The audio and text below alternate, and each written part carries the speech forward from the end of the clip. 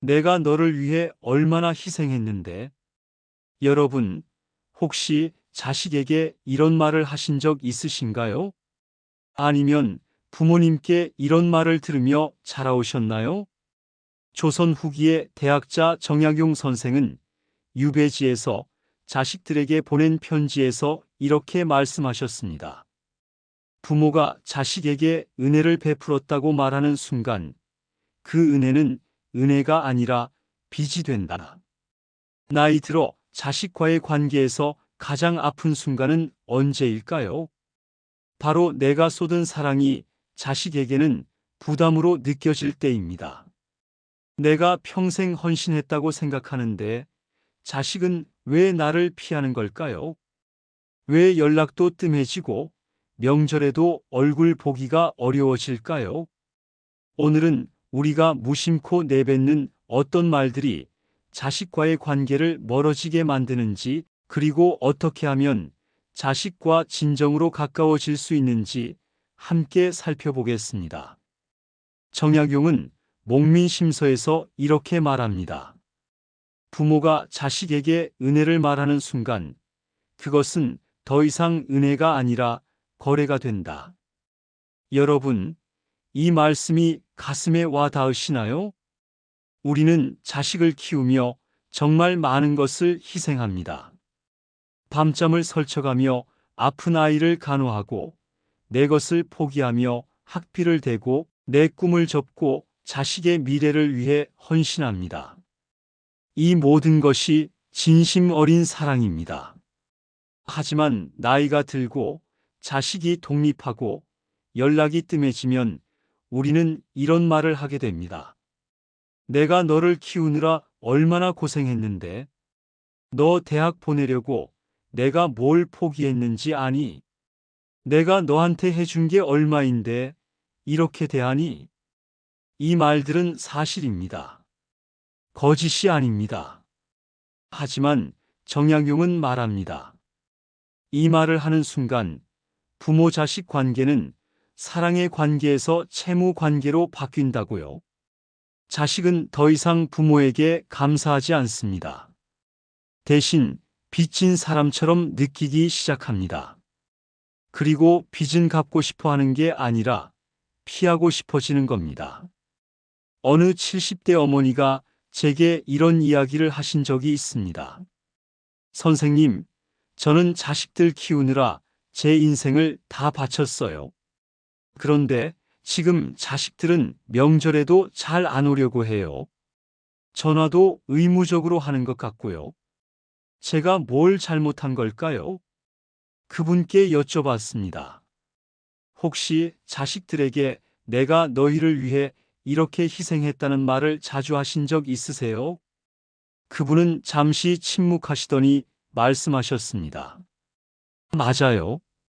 저도 모르게 자주 했던 것 같아요. 우리 사회에서 부모 자식 관계가 멀어지는 가장 큰 이유 중 하나가 바로 이겁니다. 은혜 강요입니다. 예를 하나 들어볼까요?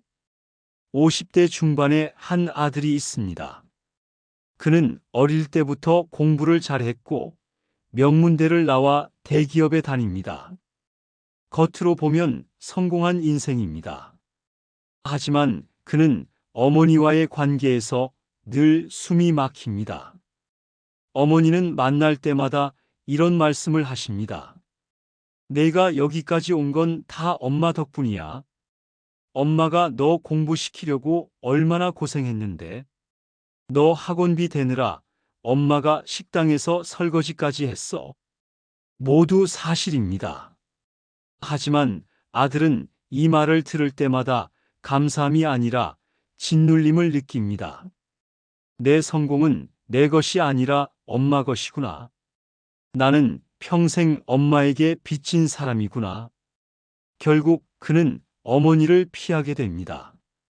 전화를 받는 것조차 부담스러워집니다. 이것이 바로 정약용이 경고했던 것입니다. 은혜를 말하는 순간 은혜는 빚이 되고 사랑은 의무가 됩니다. 반대로 이런 어머니도 있습니다. 60대 후반의 한 어머니는 자식이 찾아올 때마다 이렇게 말씀하십니다. 바쁜데 와줘서 고마워. 내 인생 내가 잘 살면 됐어. 엄마는 괜찮아. 내가 행복하면 그게 엄마한테는 최고의 효도야. 이 어머니의 자식들은 명절이 아니어도 자주 찾아옵니다. 부담이 아니라 그리움으로 찾아오는 겁니다. 정약용은 유배지에서 자식들에게 보낸 편지에서 이렇게 말합니다. 부모가 자식에게 바라는 것이 무엇이겠느냐? 자식이 건강하고 바르게 살고 자기 삶에 만족하며 사는 것. 그 이상을 바란다면 그것은 욕심이다. 정약용은 자식에게 자신의 희생을 말하지 않았습니다. 대신 자식의 독립을 응원했습니다. 자식이 자기 인생의 주인으로 서기를 바랐습니다. 이것이 진정한 부모의 사랑입니다. 어느 심리학자는 이렇게 말했습니다. 건강한 부모-자식 관계는 자식이 부모에게 빚진 것처럼 느끼지 않을 때 형성된다. 정약용은 이미 200년 전에 이 진리를 알고 있었던 겁니다. 자, 이제 우리 자신을 돌아볼 시간입니다. 여러분은 자식에게 어떤 말을 자주 하십니까? 내가 너를 위해 이렇게 희생했는데, 내가 여기까지 온 건 다 나 덕분이야. 내가 너한테 해준 게 얼마인데. 이런 말을 자주 하신다면 잠시 멈추고 생각해 보십시오. 이 말이 자식에게 감사함을 불러일으키나요? 아니면 짓눌림과 부담을 주고 있나요? 정약용은 이렇게 말합니다. 진정한 사랑은 상대를 자유롭게 한다. 묶어두려는 것은 사랑이 아니라 집착이다. 우리가 자식에게 은혜를 말하는 이유는 무엇일까요? 혹시 인정받고 싶어서는 아닐까요? 혹시 자식이 멀어질까봐 두려워서는 아닐까요? 혹시 내 희생이 헛되다고 느껴져서는 아닐까요? 하지만 정약용은 말합니다. 부모의 사랑은 대가를 바라지 않는다. 대가를 바라는 순간 그것은 거래가 된다. 역사 속에는 은혜를 강요하다가 자식과의 관계를 완전히 잃어버린 사람들이 많습니다. 조선시대 어느 양반은 자식을 명문가에 장가 보내고 벼슬길에 올려주며 자신의 영향력을 모두 쏟아부었습니다. 하지만 나이가 들어 병들자 그 자식은 아버지를 찾아오지 않았습니다. 아버지는 편지를 보냈습니다.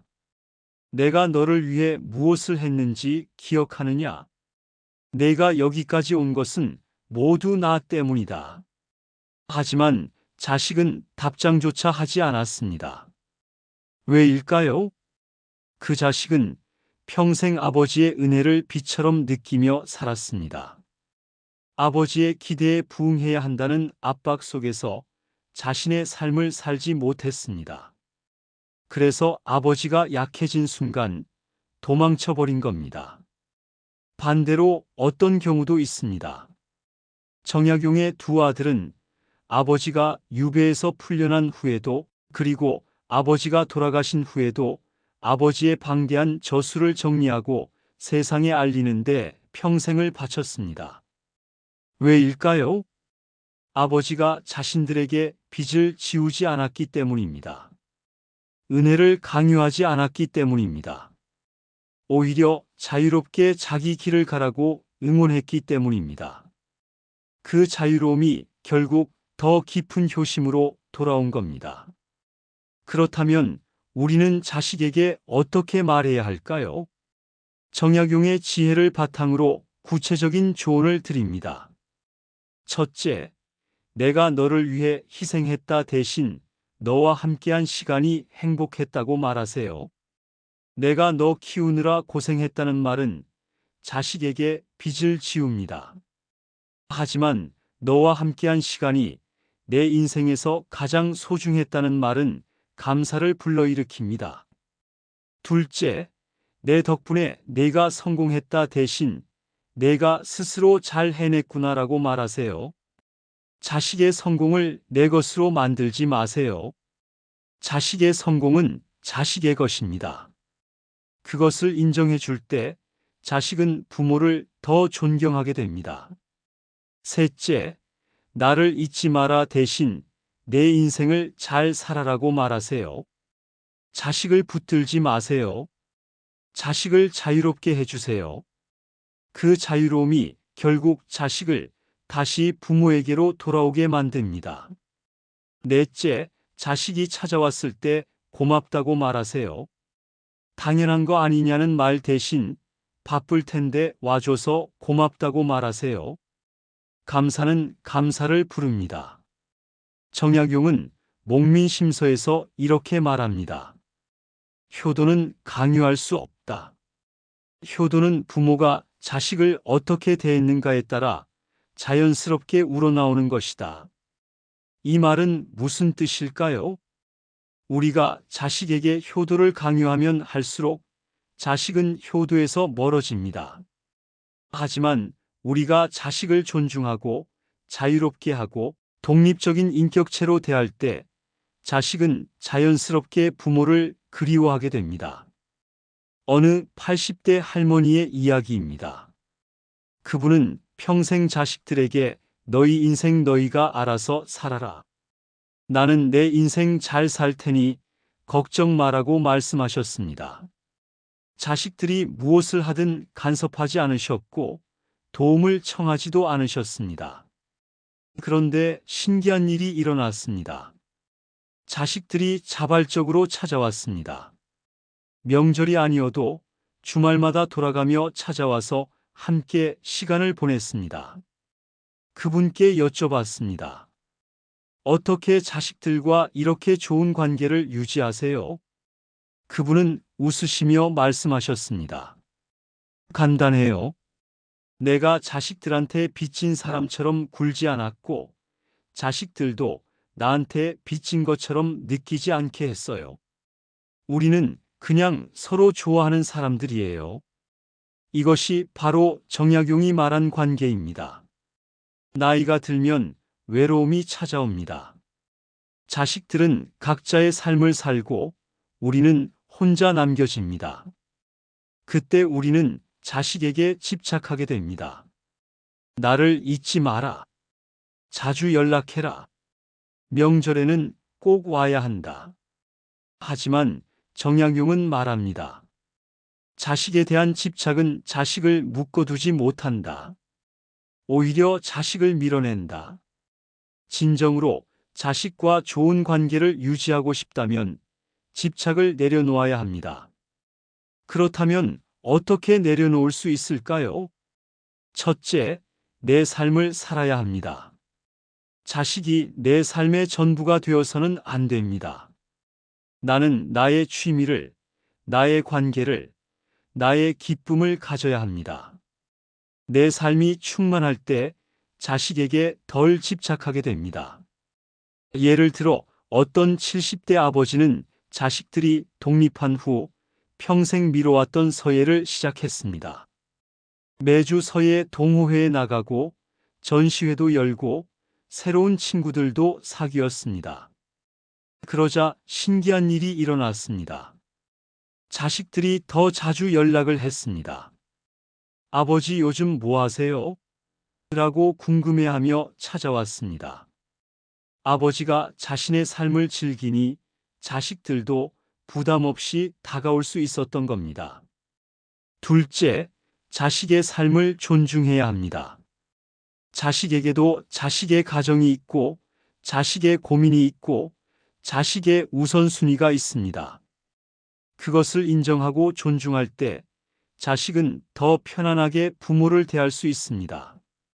어떤 어머니는 며느리가 명절에 친정에 먼저 가겠다고 했을 때 이렇게 말했습니다.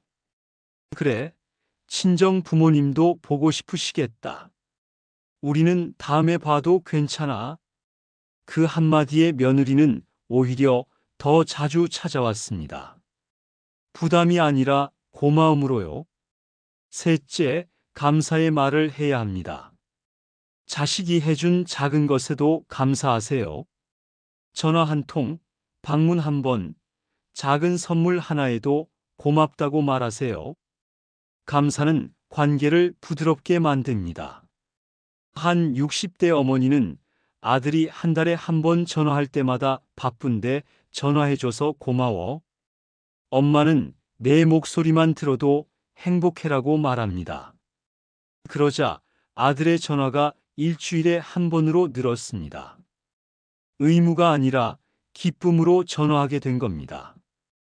여기서 한 가지 더 중요한 지혜를 나누고 싶습니다. 바로 비교하지 않기입니다. 우리는 흔히 자식들을 서로 비교하거나 남의 자식과 비교하며 이런 말을 합니다. 내 동생은 자주 오는데 너는 왜 이러니? 옆집 아들은 매주 부모님 찾아뵌다던데? 형은 용돈도 많이 주는데 너는? 이런 비교는 자식의 마음에 깊은 상처를 남깁니다. 자식은 나는 부모님께 충분하지 않구나라고 느끼게 됩니다. 그리고 그 상처는 결국 관계를 더 멀어지게 만듭니다. 정약용은 자식들에게 보낸 편지에서 각자의 재능과 성격을 인정하며 이렇게 말했습니다. 학연이는 학연이대로, 학유는 학유대로의 길이 있다. 형제를 비교하지 말고 각자의 장점을 키워라. 이 말씀은 부모에게도 적용됩니다. 자식을 비교하지 마세요. 각자의 상황을, 각자의 어려움을, 각자의 방식을 인정해 주세요. 어떤 아들은 멀리 살아서 자주 못 오지만 매일 전화합니다. 어떤 딸은 가까이 살지만 일이 바빠 한 달에 한 번만 옵니다. 어떤 자식은 경제적으로 도움을 주고 어떤 자식은 마음으로 위로를 줍니다. 이 모든 것이 다 효도입니다. 자식마다 다른 방식으로 사랑을 표현할 뿐입니다. 한 75세 할아버지는 세 자녀를 두셨는데 이렇게 말씀하십니다. 큰아들은 바빠서 명절에만 오지만 매일 아침 문자를 보내요. 딸은 일주일에 한 번 오는데 식사를 꼭 챙겨줍니다. 막내는 가까이 살아서 자주 들르지만 금전적 여유가 없어요. 저는 세 자식 모두에게 똑같이 고맙습니다. 각자의 방식으로 날 사랑하고 있다는 걸 알거든요. 이 할아버지는 비교하지 않고 각자의 사랑을 있는 그대로 받아들입니다. 그래서 세 자녀 모두 아버지와 편안한 관계를 유지하고 있습니다. 또 하나 중요한 것은 과거를 들먹이지 않기입니다. 내가 너 어릴 때 이렇게 해줬잖아. 내가 초등학교 때 내가 얼마나. 그때 내가 이런 일이 있었는데. 과거의 희생을 반복해서 말하는 것은 자식에게 끊임없는 빚을 상기시키는 일입니다. 이미 지나간 일을 계속 들먹이면 자식은 영원히 그 빚에서 벗어날 수 없다고 느낍니다. 정약용은 이렇게 말합니다. 과거는 과거일 뿐이다. 부모와 자식의 관계는 지금 이 순간에 만들어진다. 과거에 내가 무엇을 해줬는지보다 지금 나는 어떤 부모인지가 더 중요합니다. 과거의 희생을 말하는 대신 지금 자식의 이야기를 들어주세요.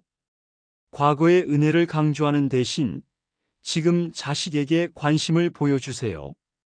한 어머니는 명절에 찾아온 아들에게 이렇게 말합니다. 옛날 이야기는 이제 그만하자. 엄마는 내가 요즘 어떻게 지내는지 그게 더 궁금해. 이렇게 현재에 집중하는 부모를 자식들은 더 편하게 느낍니다. 마지막으로 용서하는 마음을 가지세요. 자식이 명절에 못 왔다고, 전화를 안 했다고, 서운하게 했다고 해서 오래 앙금을 품지 마세요. 정약용은 목민심서에서 이렇게 말합니다. 원망을 품으면 관계는 썩어간다. 용서하고 놓아주면 관계는 다시 살아난다. 자식도 완벽하지 않습니다. 바쁘고 지치고 실수하고 때론 부모 마음을 몰라줄 수도 있습니다. 하지만 그것을 원망하지 말고 이해하려고 노력하세요. 바빴구나. 힘들었구나. 다음에 보면 되지 뭐. 이런 여유로운 마음이 자식을 다시 부모에게로 돌아오게 만듭니다.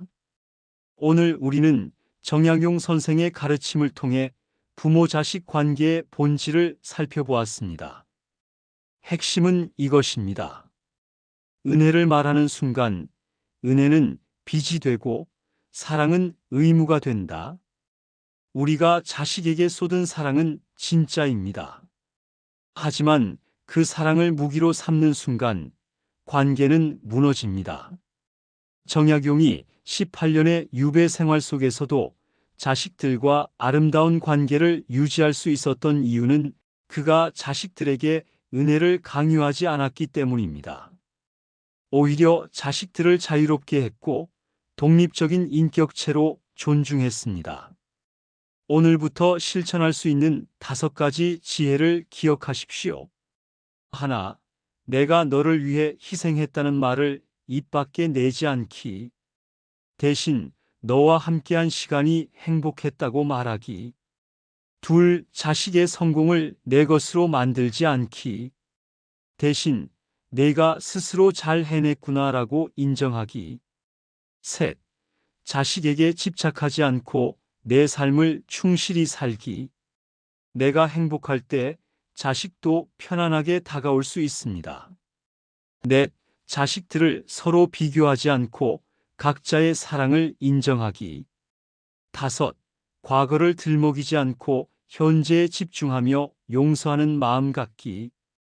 여러분, 나이가 든다는 것은 약해지는 것이 아닙니다. 오히려 더 지혜로워지는 것입니다. 정약용 선생이 우리에게 남긴 가장 큰 가르침은 이것입니다. 진정한 사랑은 상대를 자유롭게 한다. 자식을 사랑한다면 자식을 자유롭게 하십시오. 은혜를 말하지 마십시오. 빚을 지우지 마십시오. 그저 자식이 행복하기를 바라고 자식이 자기 삶의 주인으로 살아가기를 응원하십시오. 그때 비로소 자식은 부담이 아니라 그리움으로 우리를 찾아올 것입니다. 오늘의 이야기가 여러분의 마음에 작은 울림이 되었기를 바랍니다. 정약용 선생의 지혜를 더 많은 분들과 나누고 싶으시다면 구독과 좋아요로 함께해 주세요. 성현들의 지혜는 나눌수록 더 빛을 발합니다. 다음 영상에서는 또 다른 성현의 지혜로 여러분을 찾아뵙겠습니다. 여러분의 노년이 더욱 평온하고 따뜻하기를 기원합니다. 감사합니다.